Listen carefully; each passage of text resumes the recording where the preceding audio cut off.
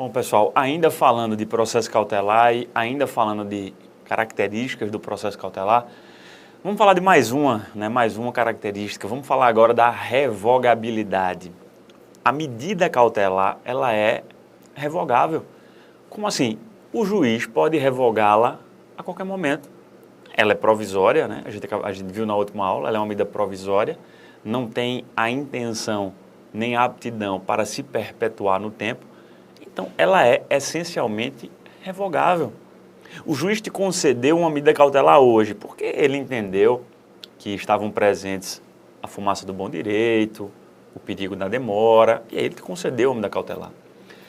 Amanhã, 2 dias depois, uma semana depois, o requerido entra no processo e mostra para o juiz, você se equivocou, você errou, se enganou. Aqueles pressupostos que autorizam a concessão da medida, que você, juiz, achou que estavam presentes, na verdade, eles não estão presentes. Então, juiz, cassa essa medida, revoga essa medida. Você não tem um direito adquirido a continuar com a medida cautelar. Não. Se os pressupostos que ensejaram a concessão deixarem de existir, acabou, você perdeu o direito à medida, o juiz pode revogá-la a qualquer tempo. A medida cautelar é, sim, essencialmente revogável.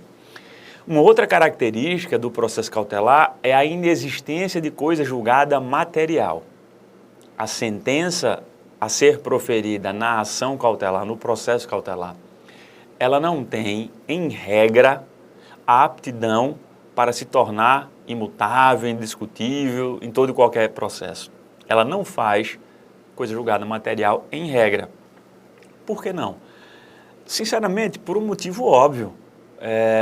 O processo cautelar, a medida cautelar, a sentença cautelar, ela é uma medida provisória, a gente acabou de ver, revogável a qualquer tempo. É uma cognição sumária, superficial, não tem um juízo de certeza, tem tempo certo para viger. Como é que você pode atribuir a uma sentença dessa imutabilidade, indiscutibilidade, definitividade? A sentença do processo cautelar, ela faz coisa julgada meramente formal, mas não faz a chamada coisa julgada material. Por quê? Porque a finalidade do processo cautelar é uma, a finalidade do processo principal é outra. O processo cautelar, ele não tem a aptidão, vamos dizer assim, ou a vocação para satisfazer o seu direito, mas apenas para resguardar. O seu direito ainda vai ser discutido. O seu direito material, mesmo aquilo que você quer, vai ser discutido onde? No processo principal, no processo de conhecimento, no processo de execução.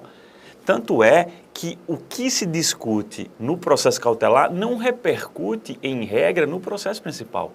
A sentença dada no processo cautelar, ela não tem o condão de influenciar, em princípio, a sentença dada no processo principal. O processo cautelar é autônomo, nós já vimos. É uma característica do processo cautelar, a autonomia. Você pode ganhar o cautelar e perder o principal.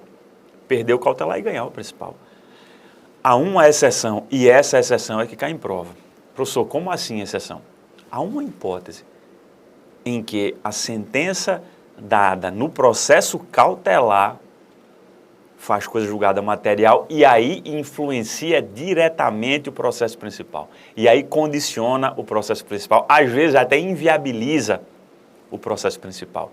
É quando o juiz, em analisando o processo cautelar, a ação cautelar, é quando o juiz perceber, já no processo cautelar, a ocorrência da prescrição ou da decadência. E aí, se o juiz, no processo cautelar, reconhecer a ocorrência da prescrição ou da decadência, aí acabou de vez, aí é mérito, aí vai condicionar a decisão do processo principal ou até mesmo inviabilizar a propositura do processo principal.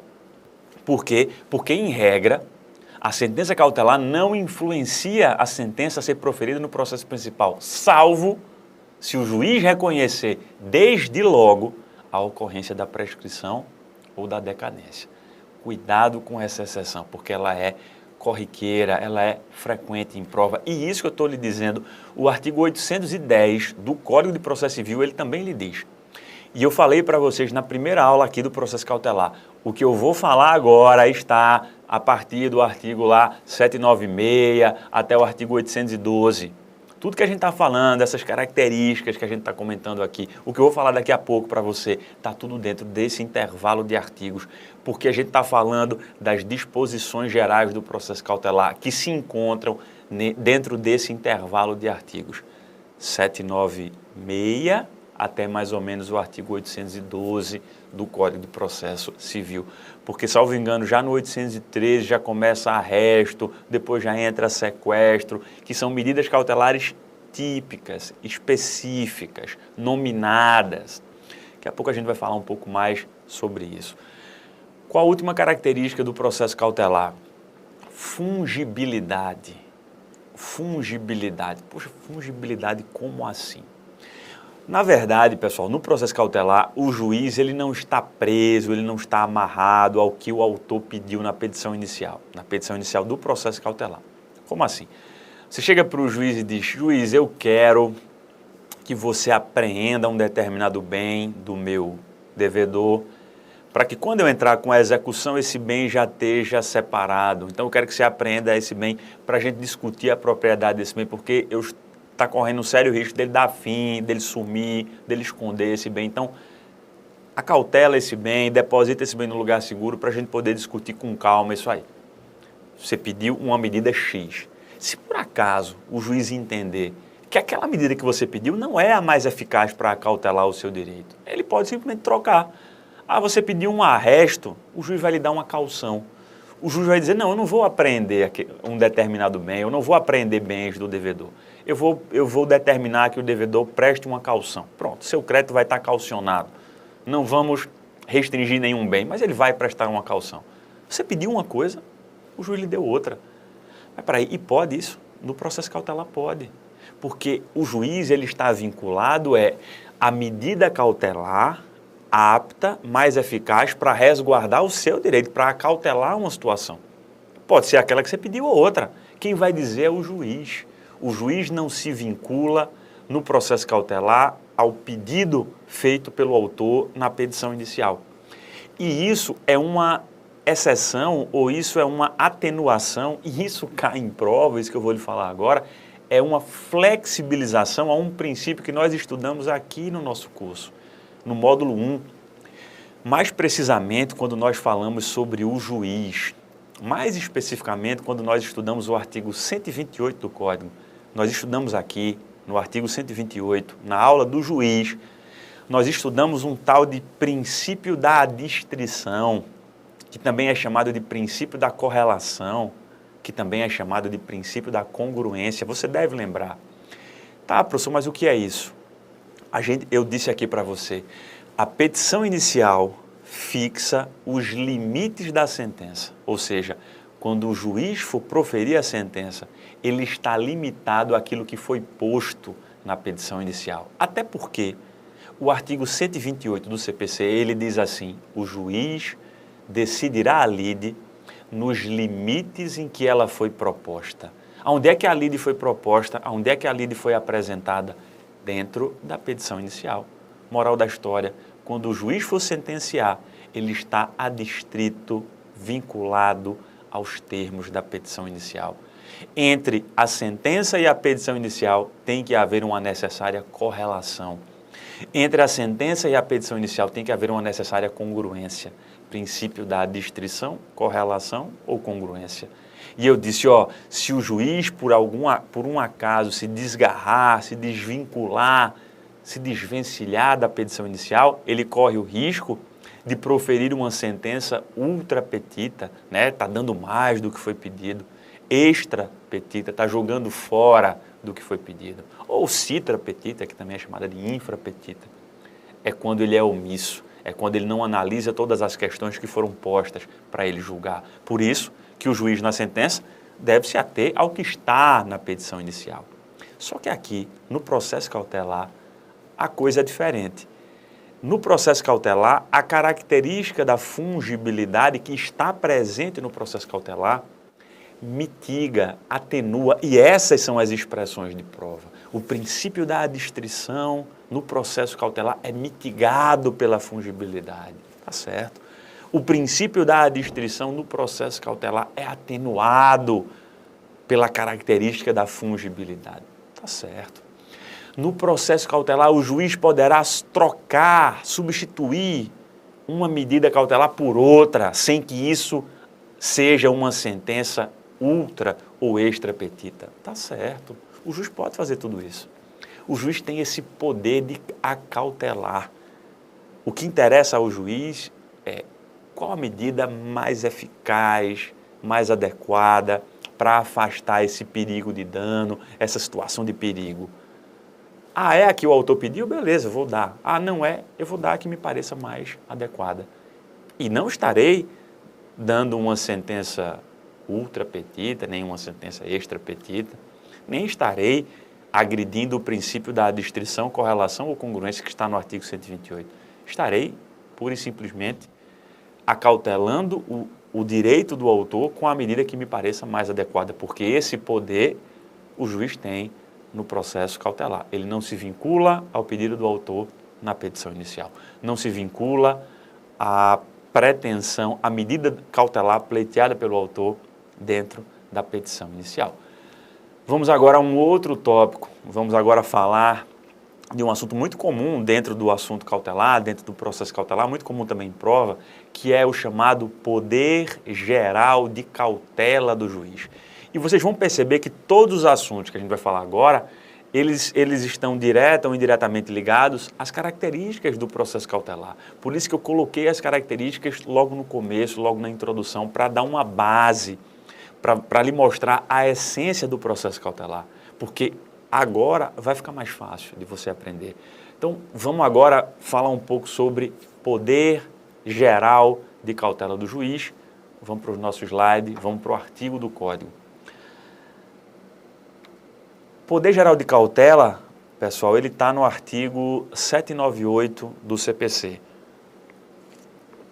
que diz assim: além dos procedimentos cautelares específicos, típicos, nominados, previstos em lei, além dos procedimentos cautelares específicos que este Código regula no capítulo 2, porque nós estamos no capítulo 1, né? Esse artigo 798 está no capítulo 1, então ele fala, além daqueles procedimentos cautelares específicos que tem no capítulo seguinte deste livro 3, poderá o juiz determinar as medidas provisórias que julgar adequadas, quando houver fundado receio de que uma parte, antes do julgamento da lide, cause ao direito da outra lesão grave e de difícil reparação.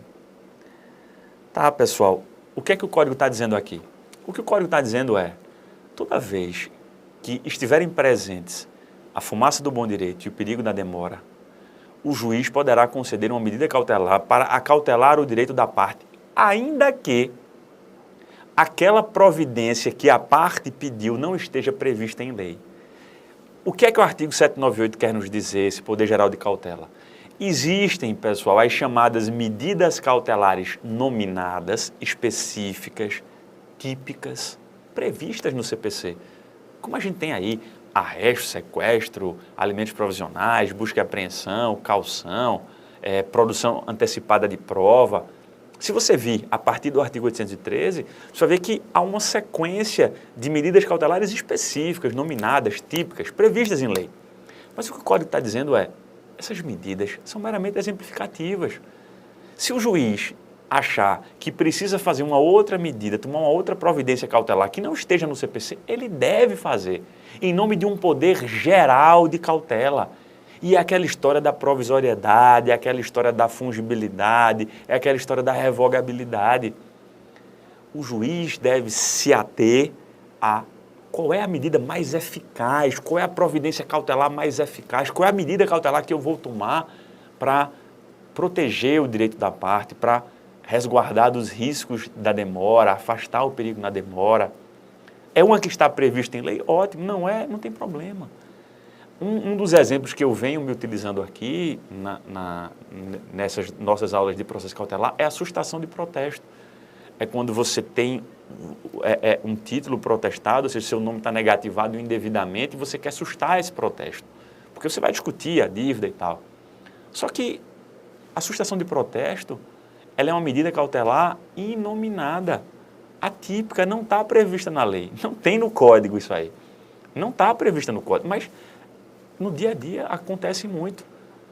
Na petição inicial o autor coloca, vem o autor, tal, por meio do seu advogado, propor a presente medida cautelar inominada de sustação de protesto. Acabou. O que ele está querendo dizer é, não está previsto no código, mas juiz, defira essa sustação do protesto. Em nome do seu poder geral de cautela, juiz. Em nome do poder que você tem de acautelar situações que estão em risco. Essa que é a ideia do poder geral de cautela. Existem as medidas típicas, existem as típicas. E as típicas são fundamentadas e embasadas e podem ser concedidas em nome de um poder geral de cautela que o juiz tem. Vamos voltar para o nosso slide, vamos voltar para o nosso CPC. Visto o poder geral de cautela, vamos avançar aqui no artigo 796, porque o artigo 796, que também cai em prova, ele diz o procedimento cautelar, o processo cautelar, ele pode ser instaurado antes ou no curso, durante o processo principal. E deste é sempre dependente, é sempre acessório. Aquilo que eu falei, o processo cautelar, ele é acessório de um principal, ele é sempre dependente. A razão de ser dele é o processo principal. Por isso, pelo que está posto no 796, é que nós podemos ter, num caso concreto, as chamadas cautelares preparatórias e também as cautelares incidentais. Cautelar preparatória é aquela que é instaurada antes do processo principal. Cautelar incidental é aquela que é instaurada no curso do processo principal. O que o código quer dizer aqui é um pouco óbvio também. O que ele quer dizer é, você pode dar entrada em uma ação cautelar, postular uma medida cautelar, antes mesmo do processo principal ter começado. É uma medida cautelar o quê? Preparatória do processo principal. Você entrou com a cautelar e disse, ó juiz, susta aqui esse protesto, a cautela é o meu direito, que eu vou entrar com uma ação de nulidade da dívida. Eu estou preparando uma ação principal. Você chega e diz, juiz, apreende essa criança, porque eu vou entrar com uma ação de guarda, porque a mãe ou o pai está correndo o risco de sumir com a criança. A mãe chega para o juiz, o pai vai sumir com o meu filho, apreenda o meu filho porque eu vou entrar com ação de guarda, eu vou tomar a guarda. O que é que você está fazendo? Preparando uma ação principal. A ação principal não existe ainda. Você quer primeiro resguardar uma situação e depois entrar com a ação principal. Ó juiz, separa aí um bem do patrimônio do meu devedor para quando eu for cobrar, quando eu entrar com a ação principal, já ter um bem separado. O que é que você está fazendo? Preparando a ação principal, preparando o processo de conhecimento, preparando o processo de execução. Mas nada impede que o processo principal esteja em curso e você entre com uma cautelar incidental. O que é uma cautelar incidental? É quando a cautelar está incidindo sobre um processo que está em curso. É o que o artigo 796 diz. A cautelar pode ser proposta antes do processo principal ou durante, no curso do processo principal. Cautelar preparatória, cautelar incidental, é isso que diz o artigo 796. Vamos voltar para o slide, vamos falar um pouco sobre competência.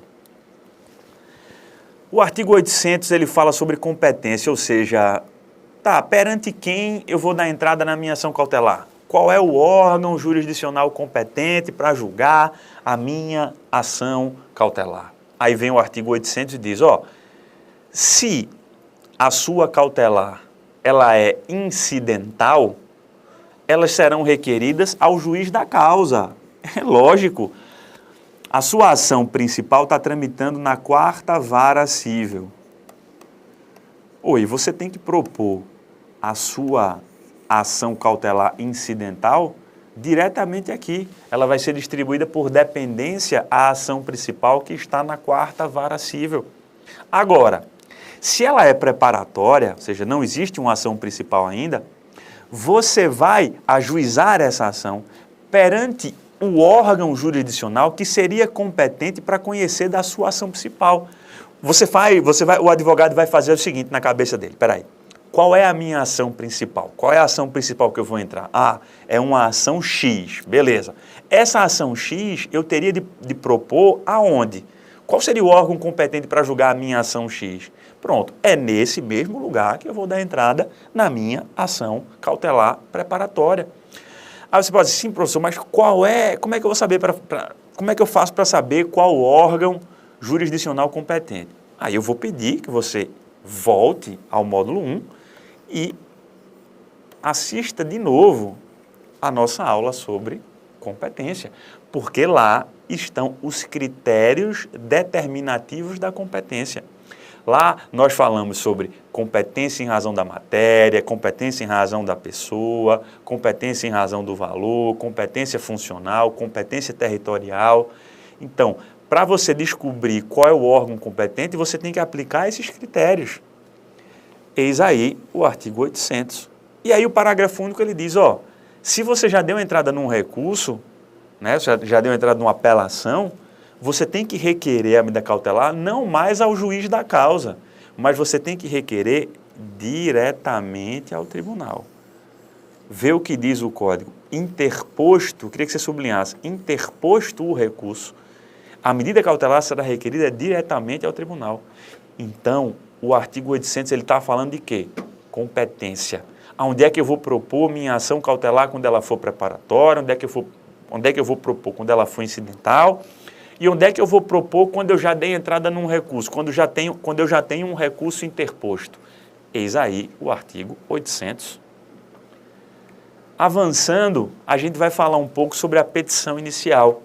Só para que você não perca a ideia de que nós estamos falando de uma ação judicial. É uma ação cautelar que vai dar início a um processo cautelar. Qual é o instrumento da ação? A petição inicial. Como é que eu dou entrada numa ação? Através de uma petição inicial. Ora, aqui não é diferente. Eu preciso de uma petição inicial. Terei de respeitar, no que couber, todos os requisitos do artigo 282 da petição inicial. Lógico, pessoal, eu estou propondo uma ação. Vamos dar uma analisada, né? Vamos comentar um pouco o artigo 801. O artigo 801, ele diz, o requerente, né, que é o autor da ação, pleiteará a medida cautelar em petição escrita que indicará. Veja que aqui são requisitos da petição inicial, requisitos específicos do processo cautelar, sem prejuízo dos requisitos do artigo 282, que nós já estudamos aqui no módulo 1. É porque aqui são requisitos específicos. Aí ele diz, ó, a autoridade judiciária que for dirigida, que também tem isso lá no artigo 282, né? O nome, o estado civil, a profissão e a residência do requerente do requerido, também tem isso lá no artigo 282, que é a qualificação das partes, porque aqui, ó, esse primeiro aqui nada mais é do que o endereçamento, né? A quem você está endereçando? Já estudamos isso aqui. O 2 nada mais é do que a qualificação. Quem é o autor? Quem é o réu? Ou seja, quem é o requerente, autor? Quem é o requerido, o réu? Qualificação das partes. Também já estudamos isso aqui. A lide e o seu fundamento. Qual é a bronca e qual é o fundamento? Perceba aqui. Não se exigirá esse requisito. Vê o que diz o parágrafo único. Ó. Não se exigirá o requisito do número 3, senão quando a medida cautelar for requerida em procedimento preparatório. O que é que ele está querendo dizer? Você só vai precisar expor ao juiz qual é a lide e qual é o seu fundamento quando a sua ação cautelar for preparatória. Lógico, porque se a sua ação cautelar é incidental, já existe um processo instaurado. Então, a lide e o seu fundamento já estarão devidamente apresentados no processo principal. Mas se você está dando entrada numa cautelar preparatória, você tem que expor isso para o juiz. E você tem que dizer, inclusive, ao juiz qual é a ação principal que você vai entrar depois. Você tem que apresentar a situação ao juiz. Você tem que convencer o juiz. Aí você também vai fazer uma exposição sumária do direito ameaçado, do receio de lesão, ou seja, qual é a sua urgência, qual é o seu perigo na demora, qual é o dano que você está ameaçado de sofrer, qual é o prejuízo que você vai ter. Perceba, exposição sumária, superficial. Por que sumária, por que superficial? Porque aqui eu tenho pressa, aqui eu tenho urgência, aqui eu tenho perigo na demora. Se demorar, eu danço. Essa é que é a ideia. Você vai ter também que indicar ao juiz, né, apresentar para o juiz, ao juiz, quais são as provas que serão produzidas.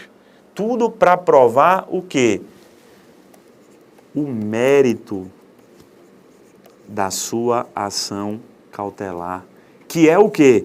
A existência ou não do fumus boniuris e do periculum in mora, da fumaça do bom direito e do perigo da demora. Citação e contestação. Sim, citação e contestação é uma ação. O requerido tem que ser citado e vai ter que ter um prazo para se defender. É isso que está dito aqui. O requerido será citado, qualquer que seja o procedimento cautelar, ou o que você precisa realmente destacar. Prazo de 5 dias, qualquer que seja o procedimento cautelar, seja ele qual for, nominado, inominado, o prazo de resposta do réu será 5 dias. O prazo de resposta do requerido será 5 dias. Tá, professor, por que tanta ressalva aqui? Porque a gente está acostumado a dizer que o prazo de contestação é 15 dias no processo de conhecimento. Lá no conhecimento, módulo 1, livro 1, é 15. Aqui é 5. O prazo é 5 dias. O requerido será citado qualquer que seja o procedimento cautelar e terá o prazo de 5 dias. Aí você pode estar se perguntando, mas peraí, e agora eu aplico o artigo 188, que é aquele artigo que diz que a Fazenda Pública e o Ministério Público terão um prazo quadruplicado para contestar, né? Aplica-se. Aqui você aplica tranquilamente o artigo 191, que diz litisconsorte com diferentes procuradores terão um prazo em dobro para contestar. Aqui você aplica também o artigo 188, que diz que o Ministério Público e a Fazenda Pública terão um prazo quadruplicado para contestar. Poxa, por que aqui eu aplico? Porque aqui eu estou falando de contestação. E o artigo 191 e o artigo 188 falam, expressa explicitamente, claramente sobre contestação. Então, por que eu não aplicaria? Claro que a gente aplica aqui. Aí vem o 803 e diz, se o réu não contestar o pedido, a mesma coisa que a gente já estudou, presumir-se-ão aceitos pelo requerido como verdadeiros os fatos alegados pelo requerente, alegados pelo autor, caso em que o juiz já poderá decidir dentro de 5 dias. Qual a novidade que tem aqui, pessoal? Nenhuma. O código está dizendo óbvio, requerido, se você não contestar, você está confessando tudo o que o autor está dizendo. Se você não se insurgir contra os fatos narrados pelo autor na petição inicial, é como se você estivesse admitindo que tudo que ele está dizendo é verdade. Ou seja, ele tem realmente um bom direito e ele está realmente na iminência de sofrer um dano. Qual a diferença disso? Nenhuma. O que o artigo 803 fala é o que a gente estudou aqui, no artigo 319, que é o primeiro efeito da revelia. Então, se cair na prova, no processo cautelar, se o requerido não contestar, não acontecerá o efeito da revelia, não se operará a revelia, nada disso. É a mesma coisa do processo de conhecimento. Se você não contestar, você é revel, e se você não contestar, você pode sofrer o primeiro efeito da revelia. Qual é o primeiro efeito da revelia? Presumem-se verdadeiros os fatos afirmados pelo autor na petição inicial. E aí, olha o que o código diz, o juiz já pode decidir em 5 dias, porque se já é tudo verdadeiro mesmo, já está presumindo que é tudo verdadeiro, o processo cautelar já é sumário, já é superficial, já é rápido, já tem urgência. O cara não contestou, o que é que o código diz? Juiz, julga logo esse negócio aí, julga logo em 5 dias, tem urgência mesmo. Se o requerido contestar, o juiz designará audiência de instrução e julgamento, se houver prova a ser produzida, tá? Se houver necessidade de produção de prova, beleza, vamos designar uma audiência de instrução e julgamento. Se não, o juiz julga logo, pode julgar antecipadamente a lide. Bom, meus amigos, meu tempo está estourando nessa aula, vamos encerrar por aqui. Na próxima aula ainda continuarei falando sobre processo cautelar e aí a gente já finaliza o módulo 2 e todo o meu tempo vai ser dedicado ao nosso módulo de resolução de questões da Fundação Carlos Chagas para tribunais. Técnico, analista da área administrativa, analista judiciário, oficial de justiça, vai ter questão de todo jeito. Próximo módulo nosso, como eu já venho falando, é módulo de questões. Acredito eu que na próxima aula a gente já finaliza o processo cautelar, finaliza o módulo 2 e aí a gente já toca o barco no nosso módulo de questões para o mais rápido possível estar disponível para vocês no site do EVP. Até a próxima aula, fiquem com Deus, um abraço.